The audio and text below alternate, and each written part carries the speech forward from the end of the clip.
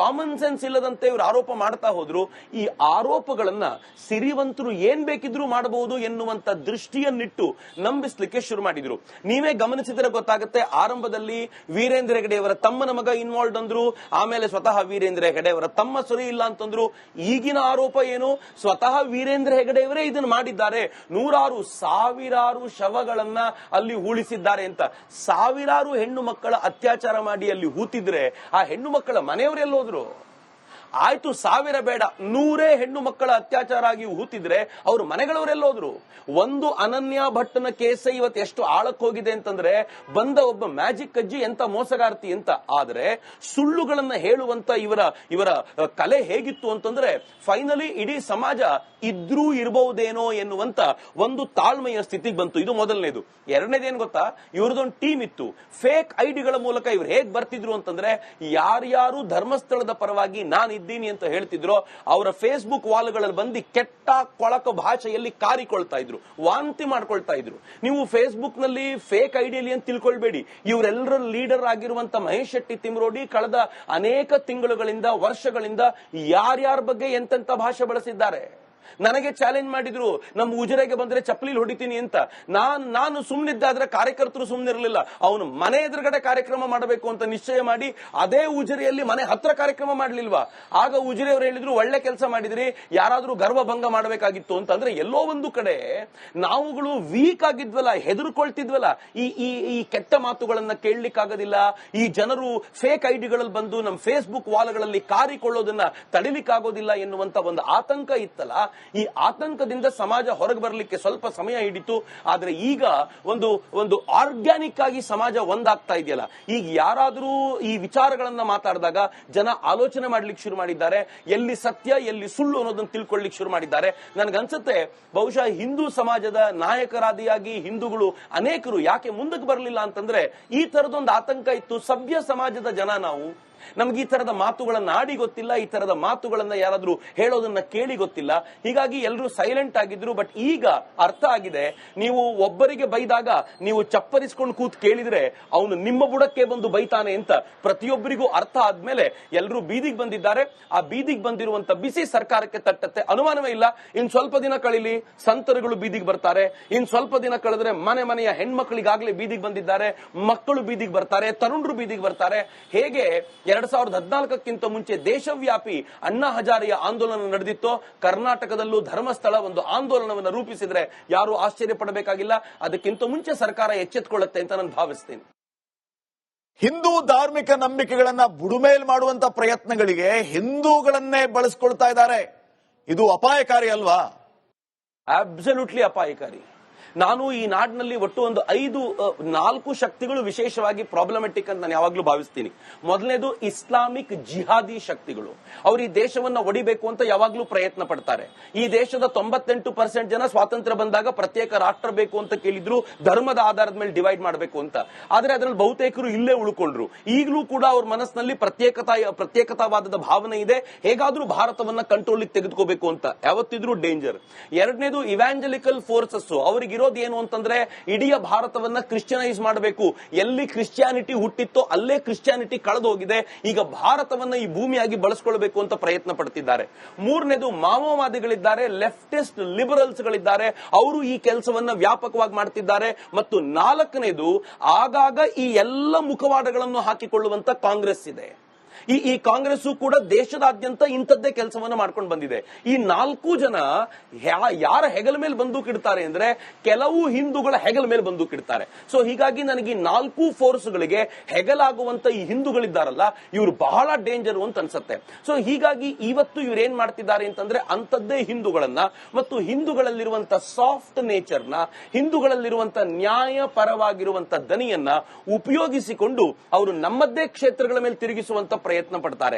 ಈ ಹಿಂದೆ ಅವರು ಇದೇ ರೀತಿ ಪ್ರಯತ್ನವನ್ನ ಶಬರಿಮಲೆಯಲ್ಲಿ ಮಾಡಿದ್ರು, ಇದೇ ರೀತಿಯ ಪ್ರಯತ್ನವನ್ನ ಅವರು ಶನಿಶಿಂಗ್ನಾಪುರದಲ್ಲಿ ಮಾಡಿದ್ರು, ಇದೇ ರೀತಿಯ ಪ್ರಯತ್ನವನ್ನ ಇಡಗುಂಜಿಗೆ ಮಾಡಿದ್ರು, ಇದೇ ರೀತಿಯ ಪ್ರಯತ್ನವನ್ನ ಅವರು ಗೋಕರ್ಣಕ್ಕೆ ಮಾಡಿದ್ರು. ಈಗ ಅದೇ ಪ್ರಯತ್ನವನ್ನ ಧರ್ಮಸ್ಥಳಕ್ಕೆ ಮಾಡ್ತಿದ್ದಾರೆ. ಬಟ್ ನಮ್ ಜನರಿಗೆ ಗೊತ್ತಾಗಿದೆ, ಈಗ ಸುಮ್ಮನೆ ಇದ್ರೆ ಮುಂದೆ ಇದು ನಮ್ಮ ಪ್ರತಿ ದೇವಸ್ಥಾನಕ್ಕೂ ಬರುತ್ತೆ.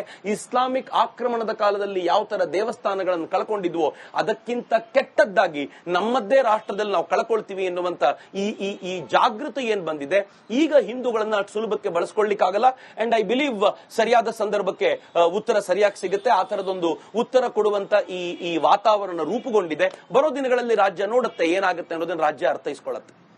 ಹಿಂದೂ ಧರ್ಮದೊಳಗೆ ಮುಸ್ಲಿಂ ಯುವಕನೊಬ್ಬ ಬಂದು ಧರ್ಮಸ್ಥಳದಲ್ಲಿ ಸಾವಿರಾರು ಶವ ಹೂತು ಹಾಕಿದ್ದಾರೆ, ನಿಮ್ಮ ರಕ್ತ ಕುದಿತಾ ಇಲ್ವಾ ಅಂತ ಹಿಂದೂಗಳನ್ನ ಎತ್ತಿ ಕಟ್ಟಿದಾಗ್ಲು ಹಿಂದೂಗಳು ತಣ್ಣಗೆ ಇದ್ರು. ಕೆಲವರನ್ನ ದೂತ ಹೇಳಿದ್ದನ್ನೇ ನಂಬಿಬಿಟ್ರ. ಈ ಕುರಿತಂತೆ ನನಗೂ ಬೇಜಾರಿದೆ. ನಾನು ಕೊರಗಜ್ಜನ ಕಾರ್ಯಕ್ರಮಕ್ಕೆ ಹೋಗಿದ್ದಾಗ ಯಾವಾಗ ಈ ವಿಡಿಯೋ ಬಂದಿತ್ತೋ, AI ವಿಡಿಯೋ ಮೊದಲನೇ ವಿಡಿಯೋ ಬಂದಿತ್ತೋ, ಆಗ ಕೊರಗಜ್ಜನ ಕಾರ್ಯಕ್ರಮದಲ್ಲಿದ್ದೆ. ಅಲ್ಲಿರುವಾಗಲೇ ಅನೇಕರು ಈ ಮಾತುಗಳನ್ನ ಆಡ್ತಾ ಇದ್ರು. ತುಂಬಾ ಜನ ಈ ವಿಡಿಯೋನ ಒಪ್ಕೊಳ್ತಾ ಇದ್ದಾರೆ ಅಂತ ಬಂದಾಗ ನಾನು ಕೊರಗಜ್ಜನ ಆ ವೇದಿಕೆ ಮೇಲೆ ವಿಶ್ವ ಹಿಂದೂ ಪರಿಷತ್ ಆಯೋಜನೆ ಮಾಡಿದ್ದಂತ ಆ ಕಾರ್ಯಕ್ರಮದ ವೇದಿಕೆಯಿಂದ ಹೇಳಿದ್ದೆ, ಯಾವನೋ ಒಬ್ಬ ಮುಸಲ್ಮಾನ ಮಾಡಿರುವಂತ ಒಂದು ವಿಡಿಯೋದಿಂದ ಹಿಂದೂ ಧರ್ಮೀಯರು ತಮ್ಮ ಶ್ರದ್ಧಾ ಕೇಂದ್ರದ ಮೇಲಿನ ನಂಬಿಕೆಯನ್ನ ಕಳ್ಕೊಳ್ತಾ ಇರೋದು ಎಷ್ಟು ಸರಿ ಅಂತ. ಆಗ ಅನೇಕರು ಅದನ್ನು ವಿರೋಧಿಸಿದ್ರು. ಹಿಂದೂ ಮುಸ್ಲಿಂ ಆಂಗಲ್ ಅನ್ನ ಯಾಕೆ ತಂದ್ರಿ ಅಂತ. ಯಾಕೆಂದ್ರೆ ನಂಗೆ ತುಂಬಾ ಚೆನ್ನಾಗಿ ಗೊತ್ತಿತ್ತು, ಯಾವಾಗ ಮಹೇಶ್ ಶೆಟ್ಟಿ ತಿಮ್ರೋಡಿ ಮತ್ತು ಗಿರೀಶ್ ಮಟ್ಟಣ್ಣ ಇದನ್ನ ಲಾಜಿಕಲ್ ಎಂಡ್ಗೆ ಮುಟ್ಟಿಸ್ಲಿಕ್ಕೆ ಆಗ್ತಿಲ್ಲ ಅಂತ ಗೊತ್ತಾಯ್ತೋ, ಸ್ವತಃ ಮುಸಲ್ಮಾನರು ಫೀಲ್ಡ್ ಗೆ ಬರಲೇಬೇಕಾದಂತ ಅನಿವಾರ್ಯತೆ ಬಂತು. ಎಲ್ಲಿವರೆಗೂ ಅನಿವಾರ್ಯತೆ ಬಂತು ಅಂತಂದ್ರೆ ಅವರಿಗೆ ಸಮೀರ್ನ ವಿಡಿಯೋ ಕೂಡ ಫೇಕ್ ಆಗ್ತಿದೆ ಅಥವಾ ಅದರ ಮೌಲ್ಯ ಕೂಡ ಕುಸಿತಾ ಇದೆ ಅಂತ ಅನೇಕರು ಹೋರಾಟಗಾರರು ಈ ಕಡೆಯಿಂದ ಬಂದು ಅವನ್ನ ವಿರೋಧಿಸ್ಲಿಕ್ಕೆ ಶುರು ಮಾಡಿದ ನಂತರ ಸ್ವತಃ SDPI ಬಂತು. ಮುಸಲ್ಮಾನರ ಪಾರ್ಟಿಯ ಪಕ್ಷವೇ ಬೀದಿಗೆ ಬಂದು ಎಲ್ಲ ಕಡೆ ನಾವು ಪ್ರತಿಭಟನೆ ಮಾಡಿ DC ಗೆ ಮನವಿ ಕೊಡ್ತೀವಿ ಅಂತ ಕೇಳೋ ಮಟ್ಟಿಗೆ ಬಂದ್ರು. ಅಂದ್ರೆ ಟೋಟಲ್ ಜಿಹಾದಿ ಫೋರ್ಸ್ ಇನ್ವಾಲ್ವ್ ಆಯ್ತು. ಯಾವಾಗ ಜಿಹಾದಿ ಫೋರ್ಸ್ ಅನ್ನು ಎದುರಿಸಿ ನಿಂತು ಅವರು ಸೋಲ್ತಾ ಇದ್ದಾರೆ ಅಂತ ಗೊತ್ತಾಯ್ತೋ, ಆಗ ಅನಿವಾರ್ಯವಾಗಿ ಸ್ಟ್ಯಾನ್ಲಿ ಮುಂದಕ್ಕೆ ಅನಿವಾರ್ಯವಾಗಿ ಬರಬೇಕಾಯ್ತು. ಸೆಂಥಿಲ್ ಇರೋದು ಅನಿವಾರ್ಯವಾಗಿ ಎಲ್ರಿಗೂ ಗೊತ್ತಾಯ್ತು. ಈಗಂತೂ ಎಡಪಂಥೀಯರು ಮೀಟಿಂಗ್ ಮಾಡ್ತಿದ್ದಾರೆ, ನಾವೇ ಮುಂದಕ್ಕೆ ಹೋಗ್ಲಿಲ್ಲ ಅಂತಂದ್ರೆ ಇದುವರೆಗೂ ಮಾಡಿದ್ದೆಲ್ಲ ವ್ಯರ್ಥ ಆಗ್ಬಿಡುತ್ತೆ ಅನ್ನೋದು ಅವ್ರಿಗೆ ಅರ್ಥ ಆಗಿದೆ. ಇವರೆಲ್ಲರೂ ಮುಂದಕ್ಕೆ ಬರ್ತಿದ್ದಾರೆ. ಆದ್ರೆ ನನಗಿರುವಂತ ಪ್ರಶ್ನೆ, ಹಿಂದೂ ಸಮಾಜದೊಂದಿಗೆ ನಾವು ತಿಳ್ಕೊಳ್ಬೇಕಲ್ಲ, ಒಂದ್ ಸಣ್ಣ ಆಲೋಚನೆ ಬೇಕಲ್ಲ. ಇವರು ಮಾಡಿರುವಂತ ಪ್ರತಿ ಆರೋಪಗಳು ಹುರುಳಿಲ್ಲದ ಆರೋಪಗಳು. ಇಡೀ ಧರ್ಮಸ್ಥಳದಲ್ಲಿ ಯಾರ ಸತ್ರುನು ಆ ಧರ್ಮಸ್ಥಳದಲ್ಲಿ ಸೌಜನ್ಯ ಪರ ಹೋರಾಟಗಾರರು ಅನ್ಕೊಳ್ಳೋರು ಏನ್ ಹೇಳ್ತಿದ್ರು ಗೊತ್ತಾ, ಇವನು ಸಾಕ್ಷಿ ಹೇಳಲಿಕ್ಕೆ ಸಿದ್ಧನಾಗಿದ್ದ, ಅವನನ್ನು ಕೊಂದು ಬಿಟ್ರು ಅಂತ. ಧರ್ಮಸ್ಥಳದಲ್ಲಿ ಯಾರು ತೀರಿಕೊಂಡಾಗ್ಲೂ ಅವನ ಆಕ್ಸಿಡೆಂಟ್ ನಿಂದ ಸಾಯ್ಲಿ, ಸಹಜ ಸಾವು ಸಾಯ್ಲಿ, ಅಥವಾ ಅವನೇ ಸ್ವತಃ ಆತ್ಮಹತ್ಯೆ ಮಾಡ್ಕೊಂಡಿರ್ಲಿ, ಅವನ್ ಕಾಲ್ ಜಾರಿ ನೀರಿಗೆ ಬಿದ್ದಿರ್ಲಿ, ಇವನು ಸಾಕ್ಷಿ ಹೇಳುವವನಿದ್ದ, ಅದಕ್ಕೆ ತೀರಿಕೊಂಡ ಅಂತ ಹೇಳೋರು. ನಾವು ಸ್ವಲ್ಪವೂ ಆಲೋಚನೆ ಮಾಡದ ಪರಿಣಾಮ ಹಿಂಗಾಯ್ತು. ಆಲೋಚನೆ ಮಾಡ್ಲಿಕ್ಕೆ ಆಗದೆ ಇರ್ಲಿ ಸರಿ, ಆದ್ರೆ ಪ್ಯಾರಲಲ್ ಗವರ್ನಮೆಂಟ್ ತರ ಧರ್ಮಸ್ಥಳ ಕೆಲಸ ಮಾಡ್ತಾ ಇರುವಾಗ, ನಿರಂತರವಾಗಿ ಸಮಾಜದ ನಡುವೆ ಕೆಲಸ ಮಾಡ್ತಾ ಇರುವಾಗ, ನಾವು ಆ ಕೆಲಸವನ್ನ ನೋಡಿದವರು ಧರ್ಮಸ್ಥಳದ ಕುರಿತಂತೆ ಮಾತನಾಡುವ ಯೋಗ್ಯತೆ ಇಲ್ಲದವರೆಲ್ಲ ಇದಕ್ಕೆ ಆರೋಪ ಮಾಡ್ತಾ ಇರುವಾಗ ಅವರ ಮಾತುಗಳನ್ನು ನಂಬಿದ್ವಲ್ಲ ಅಂತ ನಮ್ಮನ್ನು ನಾವು ಕನ್ನಡಿಯಲ್ಲಿ ವಾಪಸ್ ನೋಡ್ಕೋಬೇಕು ಅಂತ ಅನ್ಸುತ್ತೆ. ಬಹಳ ದುಃಖ ಅನ್ಸುತ್ತೆ ನನಗೆ, ನಾವು ಒಂದು ಕ್ಷಣ ನಂಬಿ ಬಿಟ್ವಲ್ಲ ಇವ್ರಗಳ ಮಾತನ್ನ ಅಂತ ಅನ್ಸುತ್ತೆ. ಬಟ್ ಥ್ಯಾಂಕ್ ಗಾಡ್, ನಾನು ಸಿದ್ದರಾಮಯ್ಯನವರಿಗೆ ಧನ್ಯವಾದವನ್ನು ಸಮರ್ಪಿಸ್ತೀನಿ.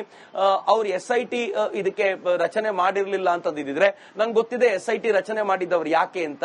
ಅವ್ರಿಗೂ ಅನ್ಸಿತ್ತು ಇಲ್ಲಿ ಒಂದೆರಡು ಶವಗಳು ಸಿಗಬಹುದು, ಅಲ್ಲಿ ತೀರ್ಕೊಂಡವರು, ಆತ್ಮಹತ್ಯೆ ಮಾಡ್ಕೊಂಡವರು ಯಾರ್ದೋ ಹೆಣವನ್ನ, ಅನ್ಐಡೆಂಟಿಫೈಡ್ ಬಾಡಿಯನ್ನ ಅಲ್ಲಿ ಹೂತಿರ್ತಾರೆ ಗ್ರಾಮ ಪಂಚಾಯತ್ ಅವರು, ಅದ್ ಸಿಗುತ್ತೆ ಅಂತ ಬಹುಶಃ ಎಲ್ಲರೂ ಅನ್ಕೊಂಡಿದ್ದಕ್ಕೆ ಅವರು ಅದನ್ನ ತೆಗೆಯುವಂತ ಕೆಲಸವನ್ನ ಕೊಟ್ಟಿದ್ರು. ಆದ್ರೆ ಮಂಜುನಾಥ ಮತ್ತು ಅಣ್ಣಪ್ಪನ ಆ ಜೋಡಿ ಹೆಂಗೆ ಕೆಲಸ ಮಾಡಿದೆ ಅಂತಂದ್ರೆ ಅನ್ಇಮ್ಯಾಜಿನಬಲ್. ಇವ್ರು ಯಾವ್ಯಾವ ಜಾಗಗಳನ್ನ, ಅಷ್ಟು ವಿಸ್ತಾರವಾದ ಜಾಗವನ್ನ ಅಷ್ಟು ಆಳಕ್ಕೆ ಅಗದ್ರೂ ಕೂಡ ಏನೂ ಸಿಗದಂತಿದೆ ಅಂತಂದ್ರೆ ನಿಜವಾಗ್ಲೂ ಇದು ಭಗವಂತನ ಲೀಲೆ ಅಂತ ನನಗನ್ಸುತ್ತೆ.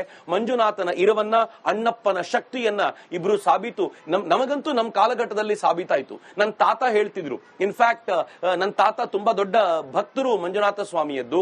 ಅವ್ರು ಯಾವಾಗ್ಲೂ ಹೇಳೋರು ಮಂಜುನಾಥ ಸ್ವಾಮಿಯ ಹೆಸರನ್ನು ಹೇಳ್ತಿರ್ಲಿಲ್ಲ ನಮ್ಮ ಉತ್ತರ ಕನ್ನಡ ಜಿಲ್ಲೆಗಳಲ್ಲಿ. ಸೊ ಇವತ್ತು ಅಷ್ಟೂ ಶ್ರದ್ಧೆ ಯಾವುದು ನಮ್ಮ ತಾತನ ಕಾಲದಲ್ಲಿತ್ತೋ ಅದು ನಮ್ಮ ಕಾಲದಲ್ಲಿ ಮತ್ತೆ ವಾಪಸ್ ವೈಭವಯುತವಾಗಿ ಬಂದಿದೆ ಅಂತ ನನ್ಗೆ ಅನ್ಸುತ್ತೆ.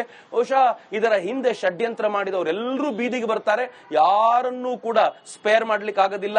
ಮತ್ತು ದಕ್ಷಿಣ ಕನ್ನಡದ ಭಾಗದಲ್ಲಿ ಅಣ್ಣಪ್ಪನ ಶಕ್ತಿ ಏನು ಅಂತ ಪ್ರತಿಯೊಬ್ಬರಿಗೂ ಗೊತ್ತಿರೋದ್ರಿಂದ ಸರಿಯಾದ ಸಂದರ್ಭದಲ್ಲಿ ಎಲ್ಲವೂ ಹೊರಕ್ಕೆ ಬರುತ್ತೆ.